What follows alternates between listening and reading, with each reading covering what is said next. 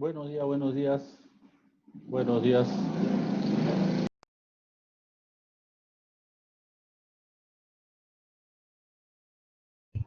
Buenos días, doctor.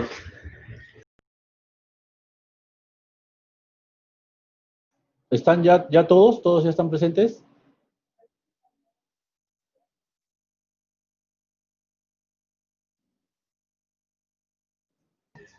Sí, doctor, creo que faltan dos, creo. No estoy seguro. A ver, vamos a ver.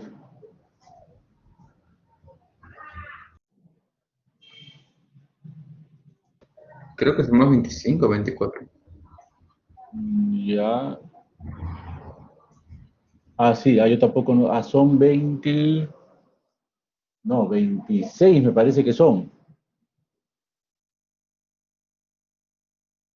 26. A ver, mientras que va entrando sus compañeros, eh, como le comenté la, la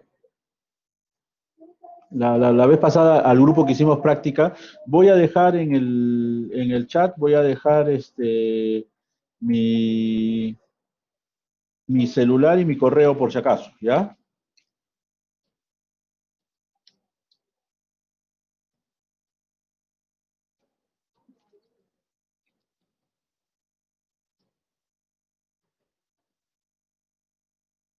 ¿Ok? También acabo de colocar en los archivos como un adjunto en PDF la ponencia del día de hoy.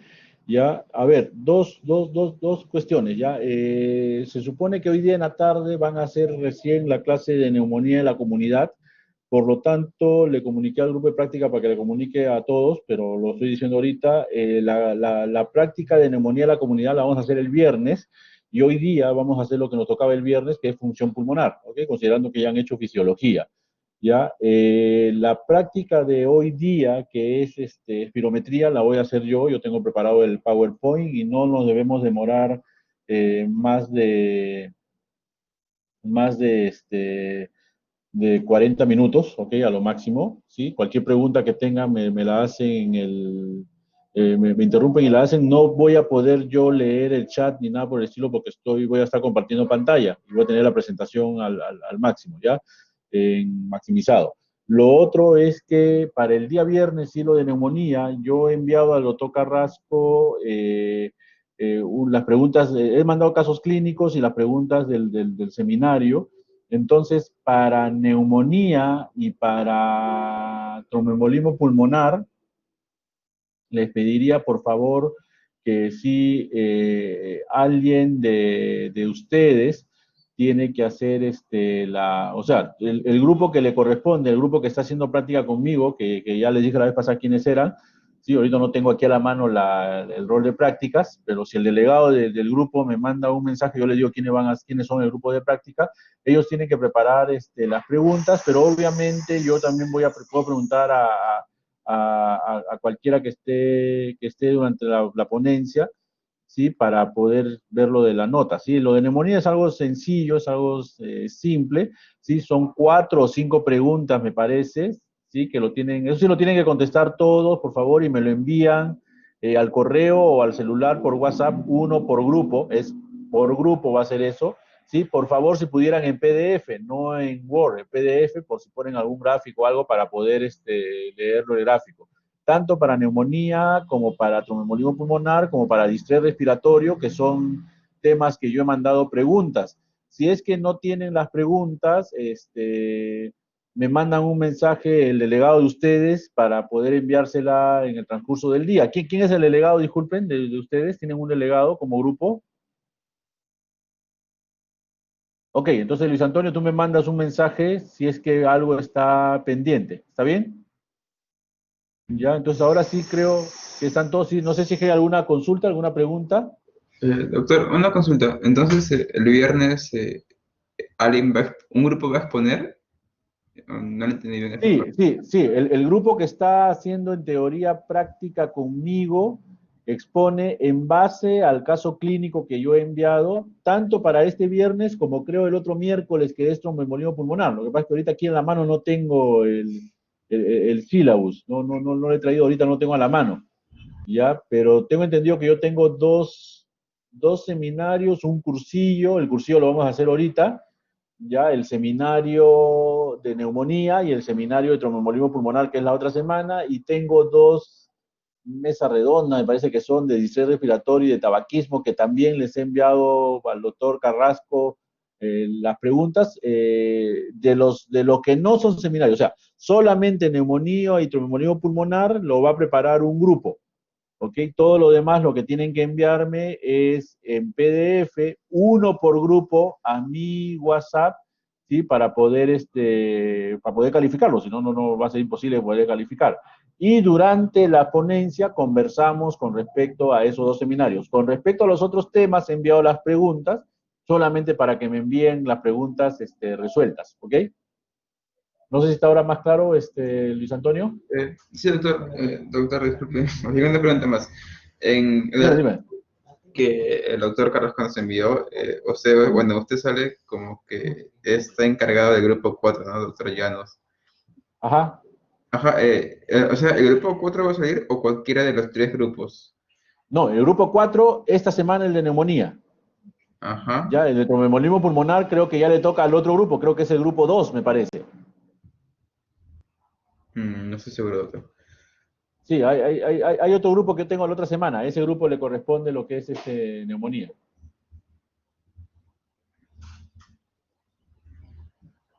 Ah, sí, doctor, grupo 1 creo, si no me equivoco. ¿Sí? El grupo 1 entonces. Uno, sí, ¿Está sí. bien? ¿Ok?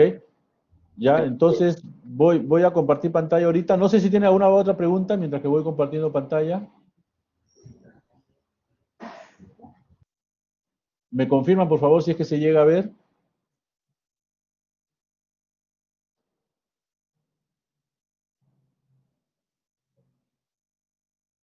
¿Se llega a Ah, ver? ¿Se llega a ver la pantalla? Sí se Sí, ve, doctor. doctor. Sí se ve. Ok, Sí, perfecto. doctor. Entonces, gracias. Entonces, me pueden interrumpir en cualquier momento si es que tienen alguna pregunta. Nuevamente por el chat. Yo no puedo leer, así que por ahí no pregunten mucho, por favor, porque ahorita no puedo leer, estoy presentando solamente la ponencia. ¿Ya? Y lo que vamos a hablar hoy día es pruebas de función pulmonar, pruebas de función respiratoria. Como les digo, no más de 40 minutos es lo que nos vamos a demorar. ¿Sí? Estas pruebas de función pulmonar son exámenes auxiliares, ¿sí? Que han sido utilizados para diagnóstico, seguimiento, evaluación y pronóstico de enfermedades pulmonares y las podemos clasificar desde un punto de vista netamente práctico, ¿sí? No es una división teórica, ¿no? Es una división netamente práctica, en pruebas de mecánica de la respiración, en pruebas de intercambio gaseoso, en pruebas de ejercicio y en pruebas de control de la respiración. ¿Sí? Las pruebas de control de la respiración es la que no vamos a ver ahora, toda la demás sí lo vamos a tocar algo nada más. ¿Sí? Entonces, ¿cómo vamos a decidir qué prueba debe de realizarse o solicitarse de acuerdo a sospecha clínica? Ahorita vamos a ver en un momento. Y lo que más se utiliza son las pruebas para ver la mecánica de la respiración. ¿Cuáles son las pruebas para ver la mecánica de la respiración? La espirometría, la pletismografía y la prueba de reto bronquial o prueba de broncoconstricción.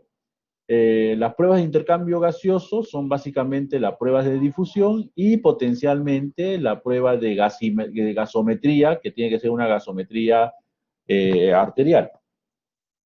El siguiente grupo, que son las pruebas de ejercicio, van a analizar la respuesta del organismo, tanto respiratorio, cardiovascular, metabólico, musculoesquelético y neurosensorial, a una situación de estrés que va a incluir la prueba cardiopulmonar de ejercicio, que eso no hacemos todavía en el hospital, en protocolo incremental, o la prueba de cardiopulmonar de ejercicio de carga constante, o la prueba de caminata de 6 minutos, la prueba de distancia corta y la prueba del escalón. Vamos a conversar el día de hoy sobre las pruebas de mecánica de la respiración, las pruebas de intercambio gaseoso y las pruebas de ejercicio. Las pruebas de control respiratorio, esas casi no se utilizan y son pruebas básicamente que se utilizan con fines de investigación, por lo tanto, no la vamos a tocar. ¿Qué cosa es lo que hay que entender o qué cosa es la base de la prueba de función pulmonar? Pues bien, la base es la fisiología respiratoria. ¿Y qué parte de la fisiología de la respiratoria? La parte de la mecánica de la ventilación que tiene que ver con los volúmenes pulmonares. Los volúmenes pulmonares, si ustedes se acuerdan, son cuatro. El volumen tidal o volumen corriente, que es el volumen constante que nosotros normalmente respiramos, que más o menos equivale a 500 mililitros. El volumen de reserva expiratoria, que es el máximo aire que yo puedo expulsar. El volumen de reserva inspiratoria, que es el máximo aire que puede entrar. Y lo que queda dentro del pulmón que no se moviliza, que es el volumen residual. A eso le sumamos 4 capacidades. La capacidad inspiratoria, que es todo el aire que puede entrar en el pulmón. El aire que puede entrar es el volumen corriente y el volumen de reserva inspiratorio.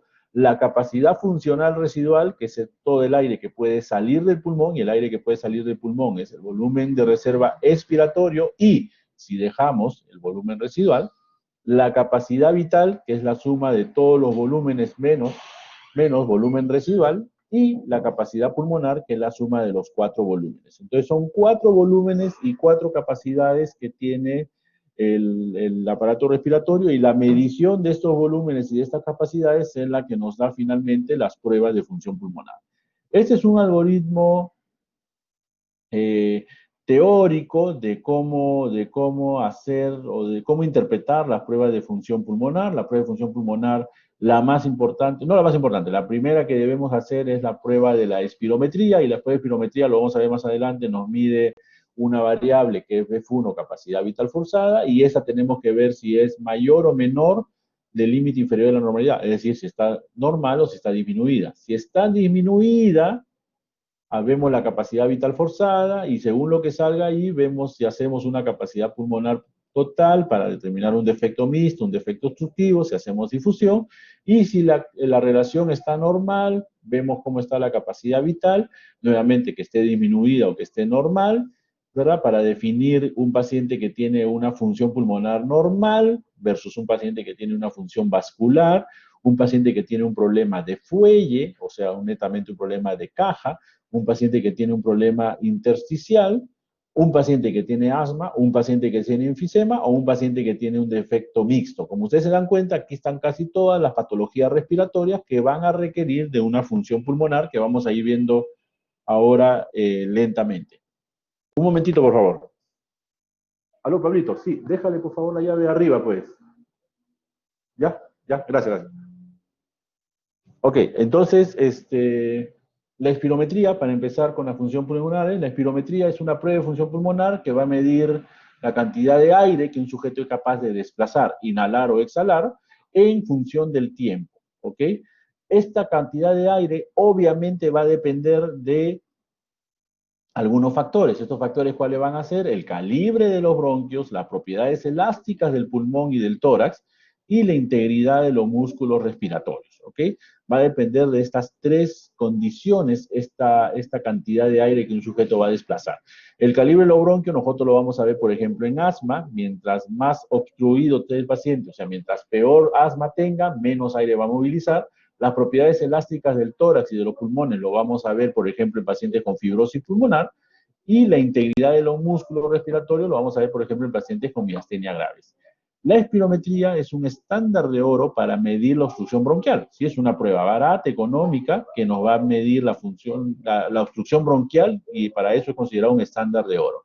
Nos permite evaluar otras condiciones como respuesta a broncodilatadores o estímulos que inducen la obstrucción bronquial, pero básicamente sirve para ver la obstrucción bronquial como estándar de oro. Esta es la gráfica de una espirometría. La espirometría nos va a entregar 2 gráficas.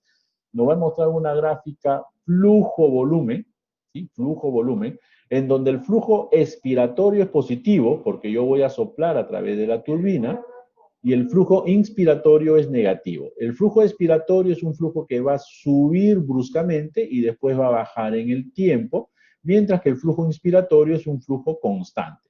Y la otra curva, la curva B, es la curva volumen-tiempo. ¿Qué nos dice esa curva? Que a un tiempo determinado en segundos, el volumen de aire expulsado va a ir incrementándose hasta un punto de 6 segundos en donde se observa que ya el volumen es una constante, una meseta. ¿Ok? Entonces, las variables en la espirometría son la capacidad vital forzada, que es todo el aire que puede ser exhalado después de una inspiración máxima, ¿sí? Es la definición de la capacidad, pero forzada porque es una inspiración máxima.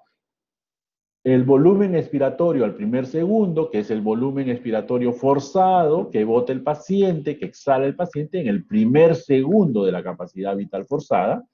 El BEF6, que es el volumen expiratorio forzado al sexto segundo.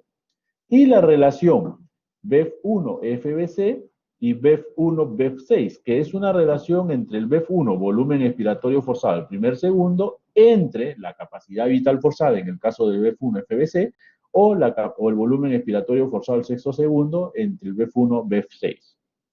Y la otra variable es el flujo expiratorio máximo o flujo expiratorio pico o PEF. ¿Sí? Es el flujo máximo de aire que alcanza en un esfuerzo máximo el paciente. Regresando a nuestra diapositiva, el PEF es este punto que está cerca del 10, ¿sí? Y el BEF1 es el volumen de aire expulsado al primer segundo. Para poder interpretar una espirometría hay que cumplir ciertos criterios. Los criterios van a ser dos. Un criterio de aceptabilidad, es decir, vamos a aceptar la prueba como correcta, y un criterio de repetibilidad, es decir, todas las maniobras que se han hecho son similares. ¿Ok? Entonces, los criterios de aceptabilidad van a depender de varios factores. Primer factor, del inicio de la prueba. El inicio de la prueba debe ser un inicio adecuado. ¿Y cómo definimos un inicio adecuado? Que la elevación sea abrupta, sea vertical y sea triangular. Ese es el inicio adecuado. Y además debe cumplir que el volumen extrapolado sea menos del 5%. ¿Qué significa el volumen extrapolado? Regresando a nuestra curva, el volumen extrapolado es esta diferencia, esta distancia que ustedes ven entre el eje de las Y y la curva de la espirometría. Esta distancia debe ser menos del 5% con respecto a todo el volumen. Y ese es el volumen extrapolado y nuevamente tiene que ser un inicio brusco con una elevación abrupta y vertical. La terminación también debe ser una terminación adecuada. ¿Qué significa una terminación adecuada? Que el paciente sople por lo menos 6 segundos. Por lo menos 6 segundos. Y es lo que se pide en mayores de 10 años. En menores de 10 años o en pacientes que tienen fibrosis pulmonar, basta con que soplen 3 segundos. Pero por lo menos el paciente debe soplar 6 segundos para decir que la terminación es adecuada. Además, la otra condición para decir que una terminación es adecuada es que la meseta debe ser por lo menos un segundo. Es decir, durante un segundo la cantidad de aire que se bota no debe ser, debe mantenerse en una meseta. Y lo otro es que el sujeto ya no puede seguir exhalando si se niega a hacerlo. Es decir, el paciente que ya paró no debe reempezar una prueba. ¿Ok? Ahorita vamos a ver curvas al respecto. Entonces, esto que está acá es una curva flujo-volumen, en donde lo que estamos viendo es un inicio del flujo con ascenso vertical, con un flujo pico y un descenso en forma triangular. Ese es un inicio adecuado. Y en la curva volumen-tiempo vemos el inicio, que el volumen extrapolado sea pequeño, menos del 5%, y la meseta después del sexto segundo, la meseta se mantenga por lo menos un segundo. Terminación adecuada.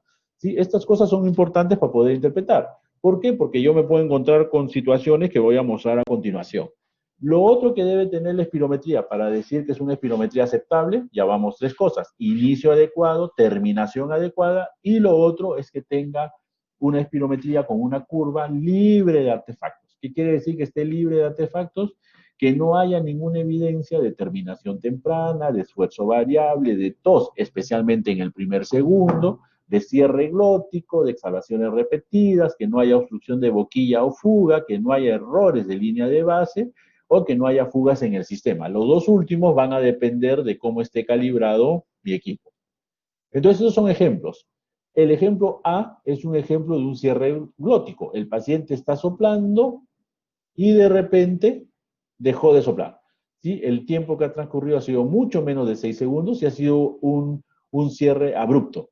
¿Sí? Eso es un cierre glótico. Tos en el primer segundo, el paciente empieza a soplar y ustedes ven aquí en la curva volumen-tiempo cómo empieza a haber variaciones por presencia de tos en el primer segundo. La tercera son esfuerzos variables. ¿Qué significa esfuerzo variable? Que el paciente haga las espirometrías de diferente forma o diferente esfuerzo. Ustedes ven que hay 3 distintas curvas y ninguna se parece a la otra, y eso lo vamos a ver a continuación. Y el último cuadro que vemos en esta diapositiva, el D, es exhalación repetida. Eso es sumamente importante. Una vez que el sujeto dejó de soplar, ya no puede volver a soplar. Como ustedes están viendo aquí, 2 cerritos.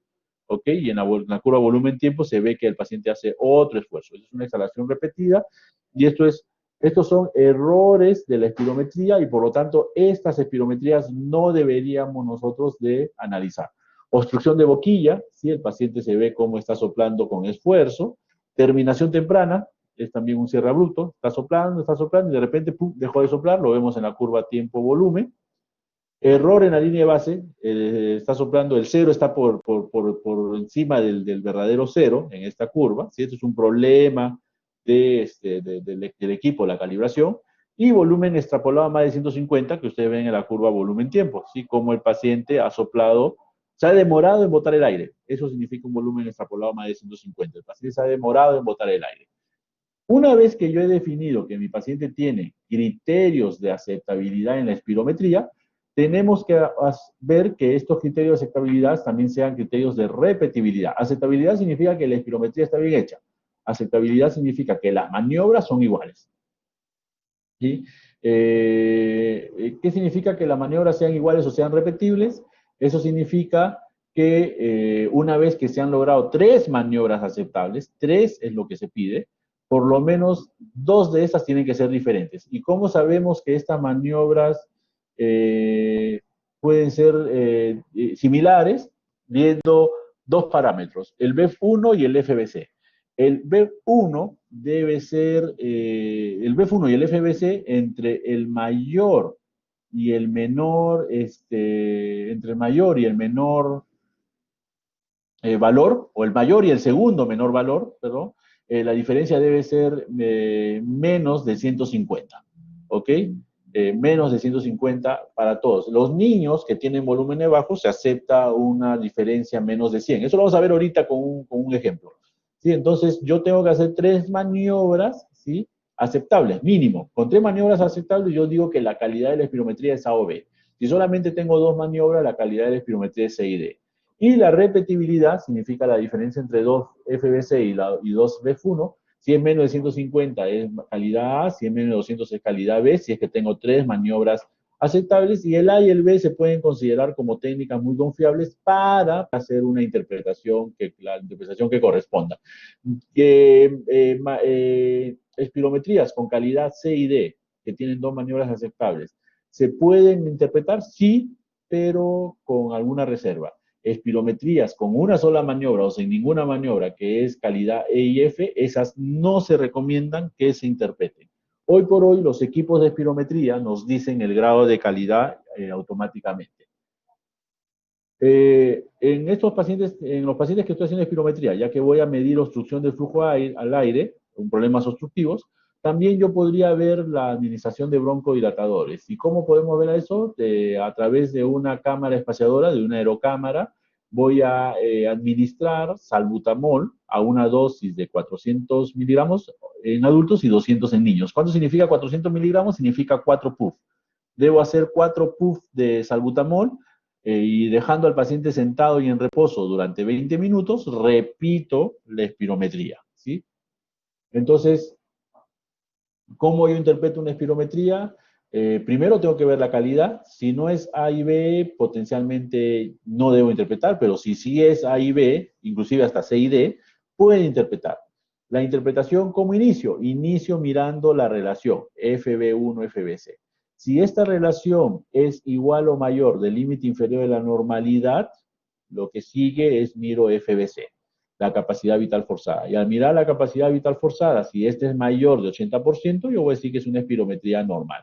Si es menor de 80%, potencialmente estamos ante una espirometría sugestiva de restricción. Si la relación FB1-FBC es menor del límite inferior de la normalidad, yo estoy diciendo que el paciente tiene una obstrucción bronquial. Y lo que sigue es ver la gravedad de esta obstrucción. ¿Cómo veo la gravedad de la obstrucción? A través del BEF1.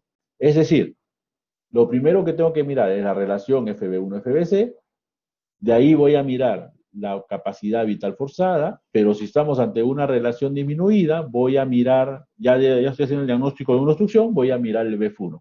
Y según el BEF1 voy a tener obstrucción leve, moderada, moderadamente grave, grave o muy grave, de acuerdo al valor que sale el BEF1.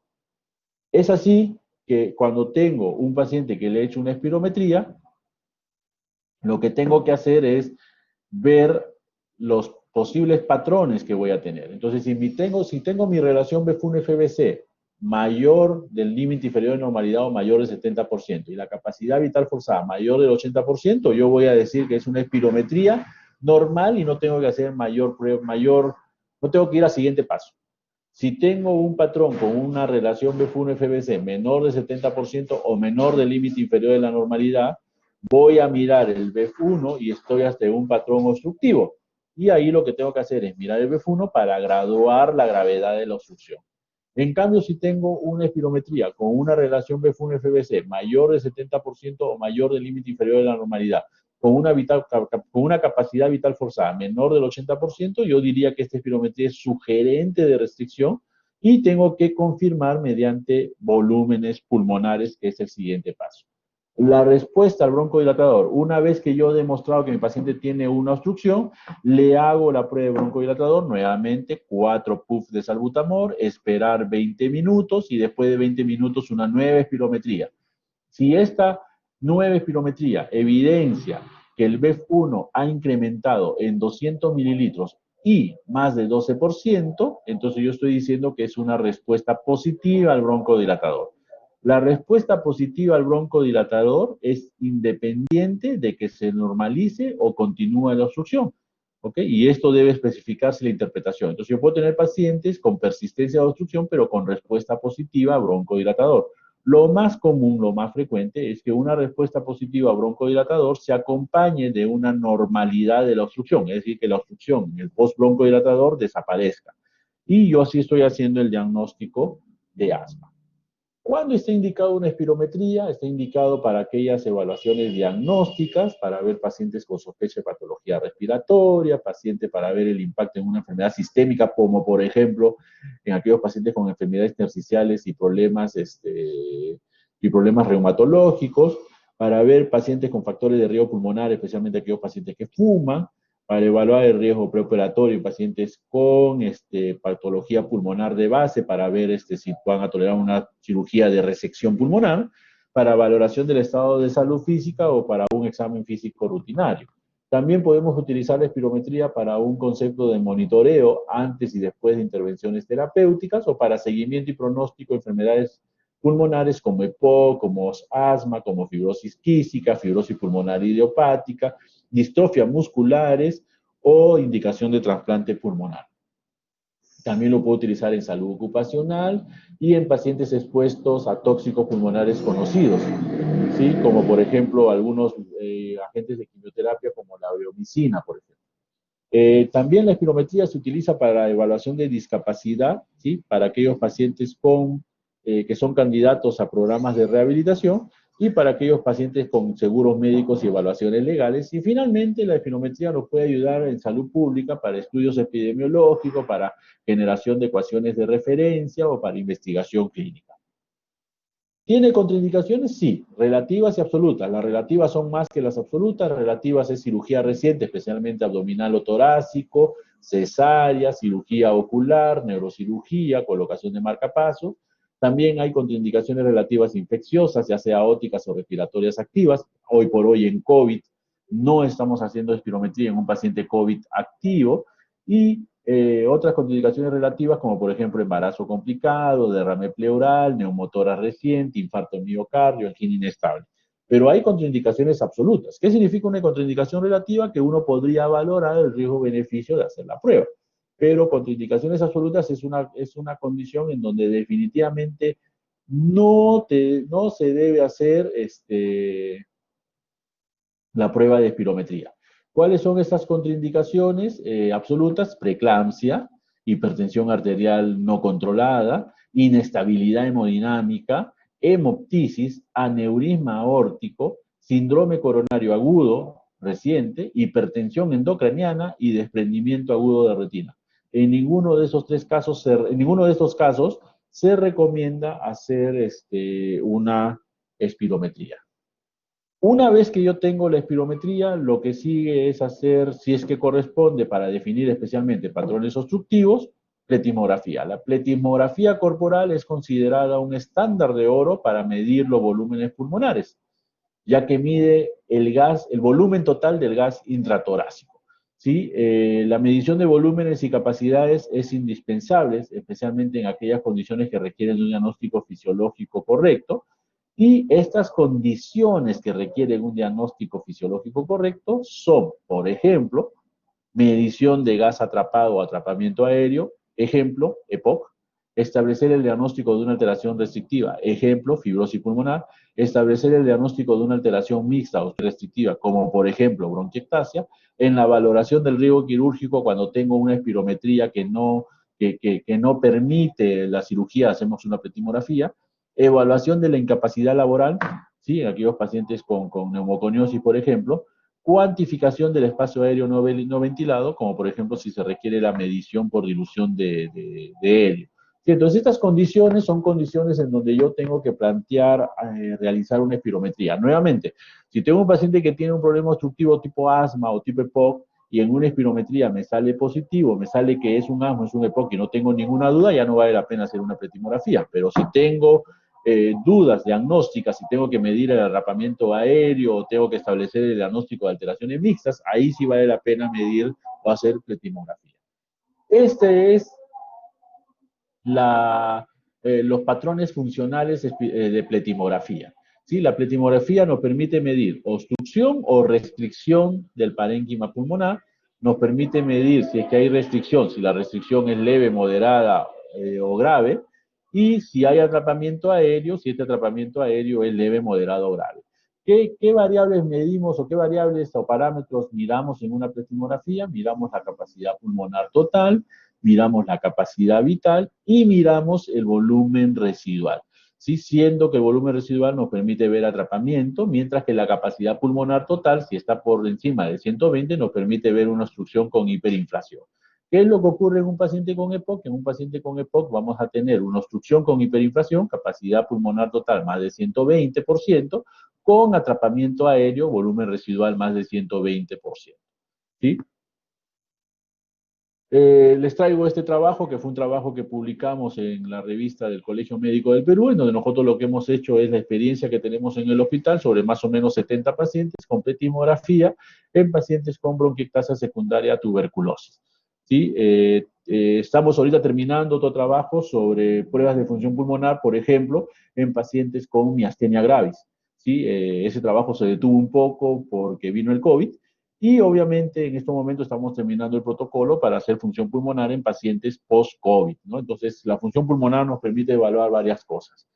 Difusión pulmonar de monóxido de carbono es una prueba que nos permite ver el intercambio gaseoso, ¿sí? Nos permite evaluar el proceso de transferencia del oxígeno desde el alveolo hasta la hemoglobina. Para tal fin, el oxígeno debe cruzar la pared alveolar, la pared capilar, el plasma, la membrana eritrocito y finalmente unirse a la hemoglobina. Lo que nosotros vamos a medir es cuánto de este oxígeno va a difundir. Y esta transferencia de gas alveolar, y hablemos de transferencia más que de difusión, esta transferencia de gas alveolar hasta su unión con hemoglobina va a depender de tres factores. ¿De qué va a depender? Del área de la membrana, del grosor de la membrana y de la gradiente de presión. Me explico, el área de la membrana alveolo capilar se va a ver alterada en una serie de enfermedades, como por ejemplo en el EPOC. En el EPOC, a no tener alveolo, simplemente a tener una destrucción del alveolo secundario al enfisema, simplemente vamos a tener que el área de la membrana va a estar disminuida y por lo tanto la cantidad de oxígeno que se transfiere va a ser menos. Entonces vamos a tener difusión disminuida. El grosor de la membrana también va a hacer que la cantidad de oxígeno que se transfiera sea menos, y el grosor de la membrana la vamos a ver alterada, por ejemplo, en fibrosis pulmonar, y gradiente de presión de oxígeno entre el gas alveolar y la sangre venosa que sea disminuida, por ejemplo, la vamos a ver en aquellos pacientes que viajan a altura o en aquellos pacientes, por ejemplo, que tienen un problema de caja torácica. ¿Sí? Entonces, esto que está acá es la curva de la difusión, en donde el paciente va a inhalar hasta un pico, de ahí se mantiene en apnea durante 8 a 10 segundos, y de ahí expulsa todo el aire.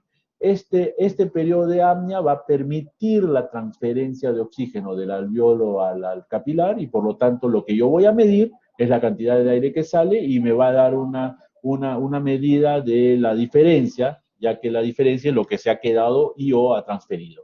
¿Cómo interpreto la difusión? La difusión la interpreto según el límite inferior y el límite superior normal, que está entre 80 y 120%.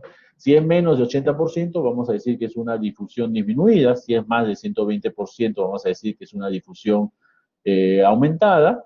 Y valores limítrofes entre 75 y 80 debe interpretarse con bastante precaución, ¿sí? Ya para terminar, la caminata de 6 minutos es una prueba que nos permite medir la distancia que camina un individuo durante un tiempo de 6 minutos, caminando tan rápido como sea posible. Se lleva a cabo, no es una cuestión de caminar por caminar, hay que tener ciertas condiciones. Se va a llevar a cabo en un corredor con una longitud de 25 a 30 metros. La superficie de ese corredor debe ser absolutamente plana. Se debe preferir hacerlo en interiores y se debe evitar el tránsito de personas ajenas a la prueba. Esta prueba de caminata evalúa de manera integrada la respuesta de los sistemas respiratorio, cardiovascular, metabólico, musculoesquelético y neurosensorial que el individuo desarrolla durante el ejercicio. Esta prueba suele considerarse como una prueba submáxima de ejercicio, pero algunas personas pueden alcanzar su máxima capacidad, especialmente aquellas personas que van a requerir oxígeno. Ha mostrado ser de utilidad clínica para clasificación, seguimiento y, lo más importante, pronóstico de pacientes con diversas enfermedades respiratorias, especialmente EPOC y fibrosis pulmonar. Cuando hagan su clase de EPOC y su clase de fibrosis pulmonar, les van a comentar de la utilidad de pronóstico que tiene esa prueba de caminata de 6 minutos.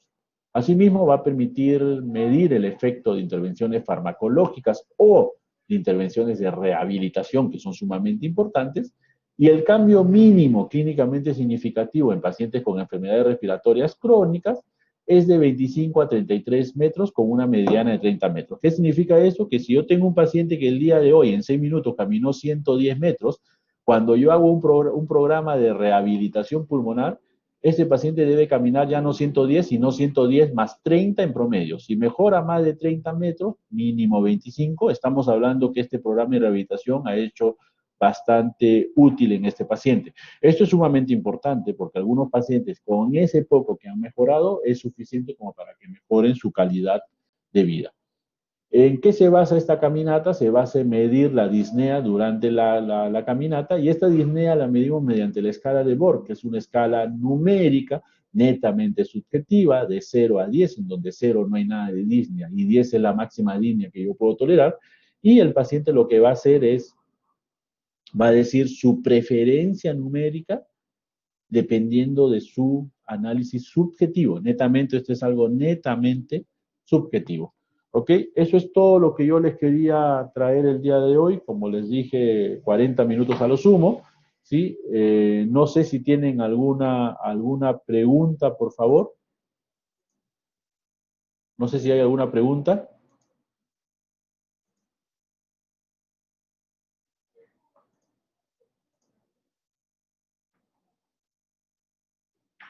A ver, no sé si hay alguna pregunta, si se ha entendido, si todo está claro. Igual esta clase está grabada y he colgado la presentación.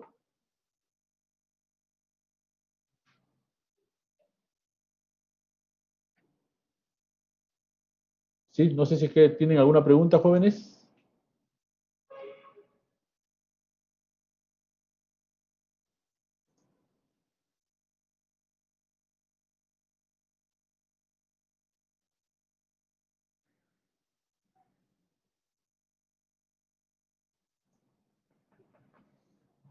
¿Todo claro? Sí, no se olviden que esto que está acá tiene lógica, la prueba de función pulmonar, bajo la lógica ¿cómo se llama esto? Bajo la lógica de de la fisiología respiratoria, ¿sí? Así que si quieren revisar o entender un poco más lo que es la prueba de función pulmonar, mi recomendación es que regresen a lo básico, que es la fisiología respiratoria, ¿sí? Que no es tan difícil realmente, de entender, no es nada difícil, hay que poner un poquito de ganas nada más generalmente.